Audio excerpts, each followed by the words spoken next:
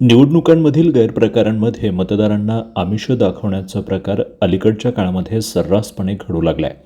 मतदारांना पैशाचं आमिष दाखवून आपल्याला हवं तसं मतदान करून घेण्याचे प्रकार घडत असताना यावेळच्या विधानसभा निवडणुकीमध्ये कोल्हापूर शहरात मात्र वेगळाच प्रकार घडलाय.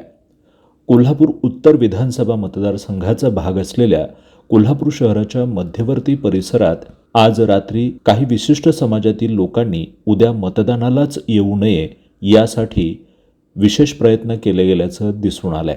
मतदारांनी मतदानाला येऊ नये यासाठी आजच त्यांच्या बोटाला शाई लावण्यात आली असून त्यांना पैशाचं आमिष दाखवून मतदानापासून वंचित ठेवण्याचा प्रकार घडलाय असा आरोप कोल्हापूर उत्तरमधील महाविकास आघाडीचे पुरस्कृत उमेदवार राजेश लाटकर यांचे उमेदवार प्रतिनिधी दशरथ कांबळे यांनी केलाय.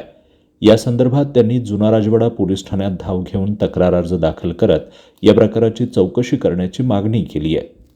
नमस्कार, मी दशरथ कांबळे, राजेश लाटकर, कोल्हापूर उत्तर विधानसभा मतदारसंघातील उमेदवार यांचा निवडणूक प्रतिनिधी.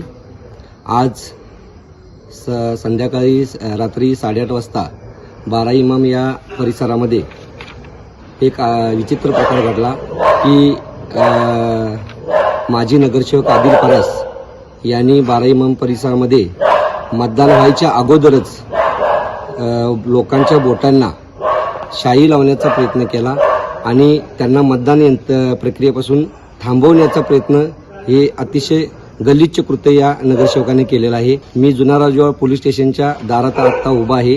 मी जुना राजवाडा पोलीस स्टेशनच्या पोलीस निरीक्षक साहेबांना मी माझा तक्रार अर्ज सादर केलेला आहे आणि ही त्याची मी पोचसुद्धा घेतलेली आहे.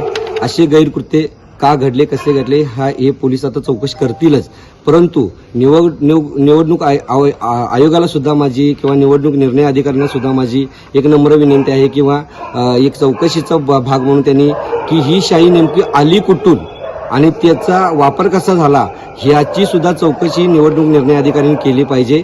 आणि उद्या जे मतदान होणार आहे अशा प्रकारचे गैरकृत्य प्रत्येक बूथवर होता कामा नये. त्या शाईचा वापर कसा चुकीच्या पद्धतीने होता कामा नये याची चौकशी किंवा याची बंदोबस्त निवडणूक निर्णय अधिकारी किंवा प्रशासनाने घेतला पाहिजे. अतिशय चुकीच्या पद्धतीने हे कृत्य घडलेलं आहे आणि हा भारतीय संविधान दाबण्याचा एक प्रकारचा प्रयत्न केला आहे. कारण मतदान हे चालतं लोकशाहीसाठी आणि त्याच्यातून लोकशाही निर्माण होते आणि कुठंतरी या नगरसेवकानं या संविधानाचा अपमान केला आहे. त्यामुळे या नगरसेवकाला जास्तीत जास्त कडक कारवाई प्रशासनाने केली पाहिजे.